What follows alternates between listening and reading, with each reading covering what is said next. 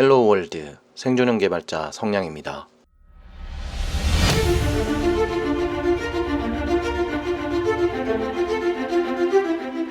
반갑습니다. 성량의 불친절한 코딩 이야기 6회 방송입니다. 2020년 11월 18일 오늘 뉴스가 하나 떴는데요. 아마 프로그래머 분들은 보신 분이 많을 것 같아요. 제 지인분들이 이 기사 보자마자 저한테 연락을 해주셨어요. 기사의 제목이 뭐였냐면요, 잘릴까 두렵다, 절박한 아시아나 승무원 눈물의 코딩입니다. 굉장히 자극적인 제목이네요. 제가 자극적인 제목이나 내용은 별로 좋아하지 않는다고 5회에 이야기를 드렸었는데요. 이 기사 내용은 한번 다뤄보는 게 좋을 것 같아서 다소 급하게 준비를 했습니다. 일단 본래 진행되고 있는 에피소드에 웹 디자이너, 웹 퍼블리셔가 프로그래머로 진입하기 위한 이야기가 진행되고 있었는데요. 오늘은 본 에피소드 대신 이 이야기로 진행을 하겠습니다. 본 에피소드도 되도록 빠르게 준비하겠습니다.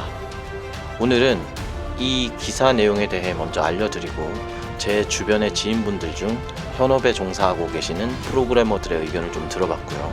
그리고 제 의견도 함께 말씀드리려 합니다.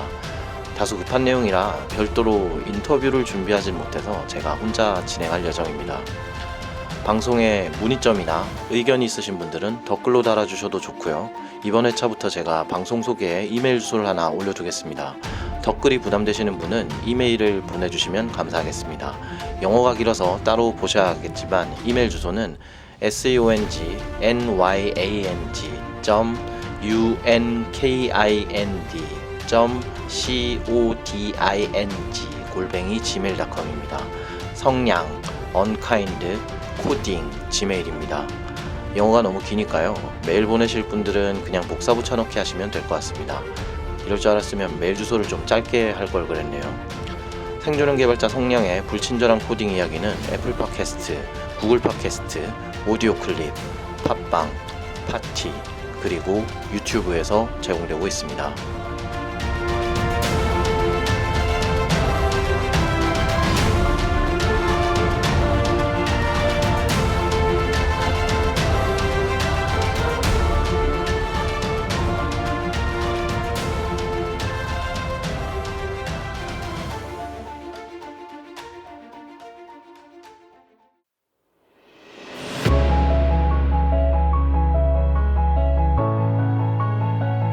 자, 우선 기사 내용부터 보기 전에 이렇게 급변하고 대혼란이 일어나서 마음이 불편하실 아시아나항공 직원분들께 심심한 위로의 마음을 전하고 싶습니다.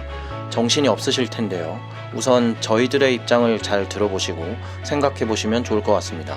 기사는요, 저는 머니투데이에 올라온 기사로 봤고요. 제목은 좀 전에 말씀드렸다시피 잘릴까 두렵다, 절박한 아시아나 승무원 눈물의 코딩입니다. 이 기사는요, 대한항공의 아시아나항공 인수로 며칠 전부터 세간이 시끄러워지면서 나온 기사인데요. 아시아나항공에서 객실 승무원으로 일하시는 분의 인터뷰를 다루고 있습니다. 한 회사가 다른 회사를 인수하는 과정에서 발생하는 대규모 구조조정과 관련된 내용인 겁니다. 고용보장에 대한 언급이 있긴 했는데요. 분명히 대규모 구조조정이 있을 것이다. 그리고 양측 항공사가 분명히 중복 인력이 존재하고 있고 어느 정도 중복 인력에 대한 구체적인 수치도 언급되고 있기 때문에 대혼란 상황이 일어난 것 같습니다. 여기서 인터뷰에 응하신 승무원분이 굉장히 인상적인 멘트를 남기셨는데요. 우선 항공업 쪽 이직은 이미 포기한 상태다. 그리고 전공을 살리든 아예 일반 사무직을 지원하든지 간에 여건이 되는 대로 지원할 계획이라고 언급되어 있습니다. 그 이후에 얘기하신 게 그간 저축해둔 돈으로 생활비를 충당하고 있다. 그리고 코로나가 언제 끝날지 몰라 영어, 컴퓨터 프로그래밍, 코딩 등 닥치는 대로 공부하고 또 공부하고 있다 라고 했습니다. 굉장히 인상적인 이야기였는데요. 회사에서 구조조정의 위기가 눈앞에 닥쳤고 그 대비책으로 이직을 준비해야 하는데 그 이직 준비에 코딩과 프로그래밍 이야기가 중점적으로 언급되었다라는 것입니다. 자, 지금 듣고 계신 분들 중에 프로그래머 분들, 개발자 분들은 어떻게 생각하시나요? 아마 여러 가지 의견이 있으실 텐데요. 일단 현업에서 종사하시는 제 주변 지인분들과 제 의견을 나름대로 종합해서 이야기해 볼까 합니다. 우선 함께 이야기해보았던 지인분들은요, 한국에서 누구나 알만한 대기업에 종사하시는 분들도 계시고요, 중소 혹은 중견기업에서 정직원 개발자로 근무하시는 분들도 있습니다. 프리랜서 개발자로 일하시는 분들도 있습니다. 전공자, 비전공자, 학력도 고졸, 전문대졸, 4년제졸, 대학원졸 다 종류별로 다르시고요. 처음부터 프로그래머로 시작한 분들도 있고, 지금 아시아나항공 관련 기사에서 다룬 것처럼 본래 있던 업계의 위기감이나 미래에 대한 불투명성 혹은 어떤 불편함이 있어서 IT 업계로 진입하신 분들도 있습니다. 다양한 의견이 있고 다소 비판이 있을 수도 있기 때문에 특정 회사명이나 개인정보는 노출하지 않겠습니다.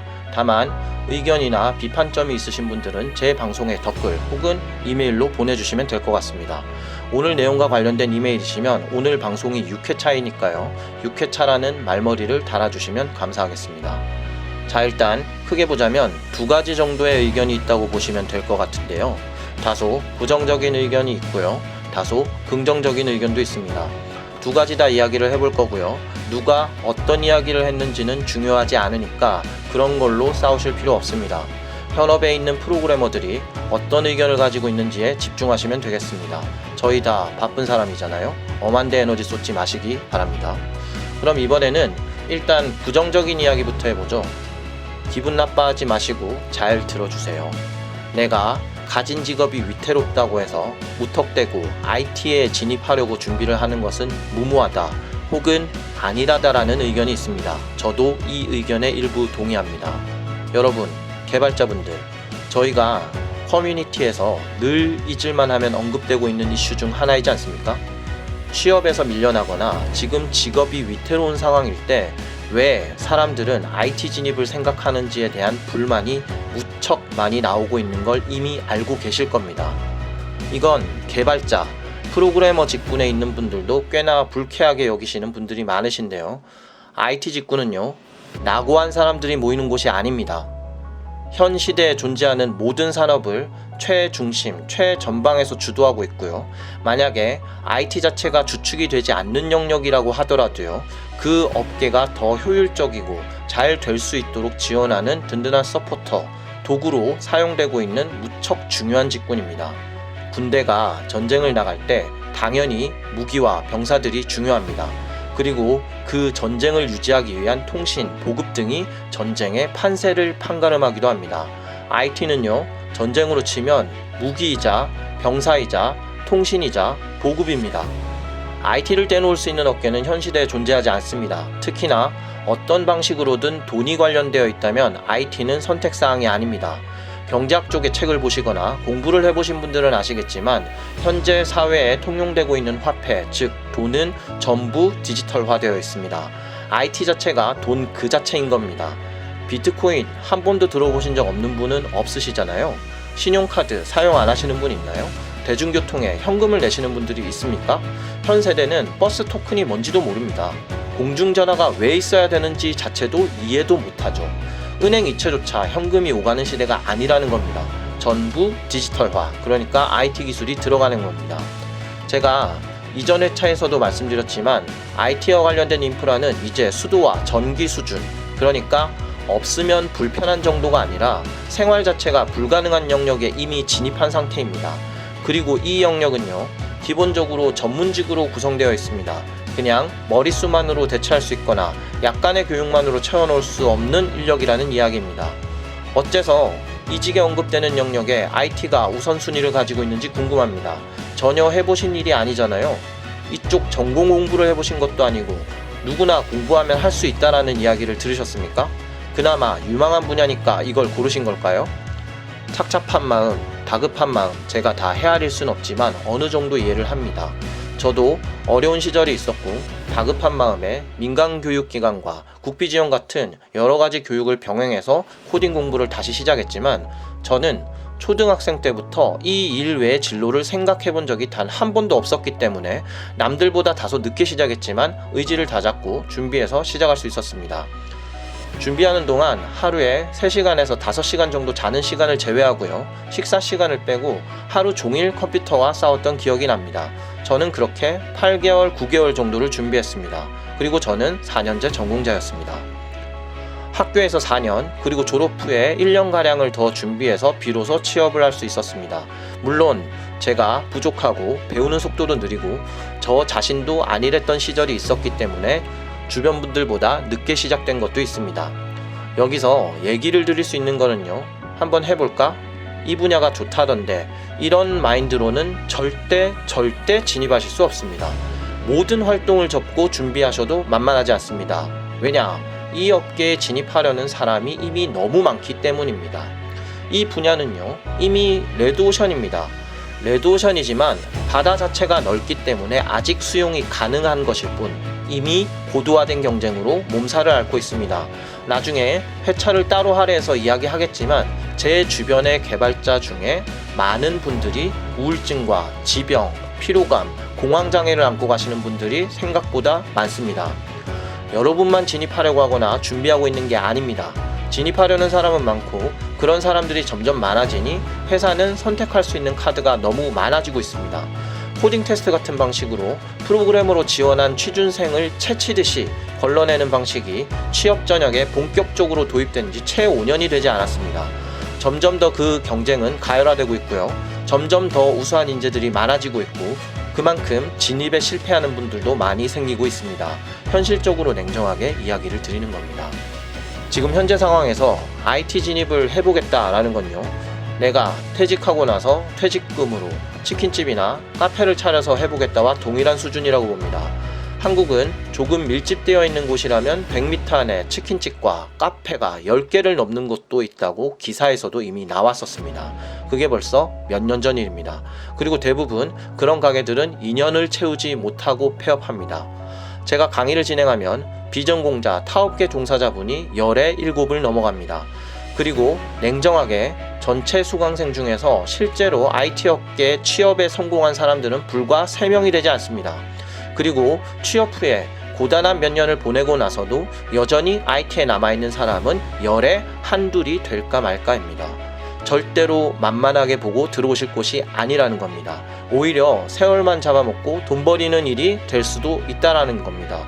교육기관, 매체의 광고에 현혹되시면 안 됩니다. 그렇게 쉽게 들어오실 수 없습니다. 방법이 전혀 없거나 불가능하다라는 이야기를 드리는 것이 아닙니다.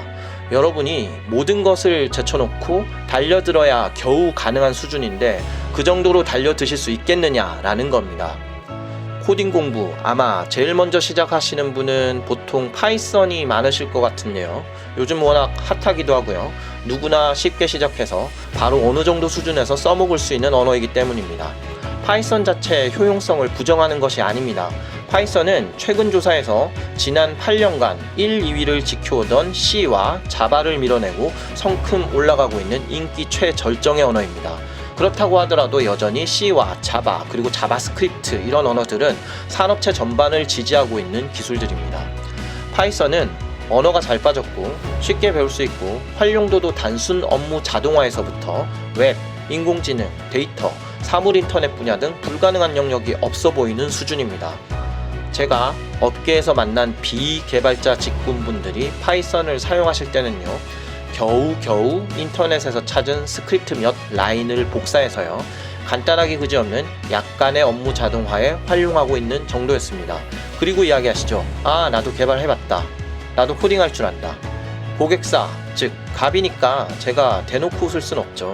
하지만 그 이야기를 들었을 때 개발자들이 마음속으로 어떤 생각을 하실지는 뻔히 보이네요. 죄송하지만 그건 개발자가 아닙니다. IT 직군이라고 보기 어렵습니다. 우리는 그런 사람을 프로그래머로 생각하지 않습니다. 이건 엑셀에 함수 쓰는 거 알고 있다고 해서 프로그래머 직군이라고 부르지 않는 것과 동일합니다. 액세스를 쓴다고 해서 데이터를 알고 있다고 표현하지 않는 것과도 동일합니다. 저는 묻고 싶습니다. 여러분은 정말로 IT에 진입할 생각이 있으신가요? 모든 걸 다 제쳐두고 1년 이상을 올인할 수 있을 정도의 마음가짐을 가지고 계십니까? 그 정도의 각오가 없으시다면 시작하지 마십시오. 다른 일을 찾아보세요. 몇 개월 해보고 안 되겠다 싶어서 그만두는 분들 저는 셀 수 없을 정도로 많이 봐왔습니다. 여러분, 쉽게 시작할 수 없습니다. 여러분이 여고라고 불리는 위계질서, 수직적인 관계가 만연한 항공사에 들어가기 위해 피눈물 나는 노력을 하시지 않았었나요? 왜 다른 업계는 해봐야겠다 정도의 수준으로 접근하시는지 이해할 수 없습니다. 다시 한번 말씀드리겠습니다. 이건 비단 이 기사에 해당하는 분들께만 드리는 이야기가 아닙니다. IT 진입을 희망하시는 분, 코딩, 프로그래밍을 준비해보려고 하시는 분들, 그 정도의 각오가 있으신가요? 좋아 보이니 하겠다라는 건 무모하고 아니랍니다. 그런 식으로는 절대 일자리를 구할 수 없습니다. 운 좋게 얻어 걸려서 어떤 회사에 들어가신다고 해도 채 1년을 버티실 수 없을 겁니다. 심사숙고하세요. 세월과 돈을 생각하시기 바랍니다. 내가 어느 정도의 의지와 각오를 다져서 진입할 건지를 깊게 생각하세요. 이것은 생존과 밀접한 관계가 있습니다. 자본주의는 돈을 벌지 못하면 죽는 겁니다. 아무도 신경 써주지 않습니다. 그냥 내 능력이 부족해서 혹은 운이 나빠서 그렇게 된 겁니다. 슬퍼해 줄 수 있지만 결국 자기 자신을 구할 수 있는 건 자신밖에 없습니다. 바로 좋은 말씀을 드릴 수 없어서 죄송합니다. 하지만 이런 식으로 이야기를 해주는 사람은 여러분 주변에 없을 겁니다. 냉정하게 현 업계가 어떤 식으로 돌아가는지 현실을 냉정하게 바라보는 시선이 필요하기 때문에 다소 거칠지만 있는 그대로 불친절한 이야기를 해드렸습니다. 여러분, 시간은 돈이고요. 여러분의 통장에 있는 돈은 생명줄입니다. 그 생명줄을 걸고 도전해볼 의지가 있으신가요? 그렇다면 이번 회차에서 말씀드린 부정적인 이야기 외에 좀 더 접근해볼 수 있는 이야기를 다뤄보겠습니다. 거듭 말씀드리지만 이 내용은 당사자들을 비판하려고 하는 이야기가 아닙니다. 세간의 인식이 IT나 프로그래밍 코딩을 어떤 시선으로 바라보고 있는지에 대한 이야기라는 것을 잊지 말아주세요. 생존형 개발자 성량의 불친절한 코딩 이야기였습니다.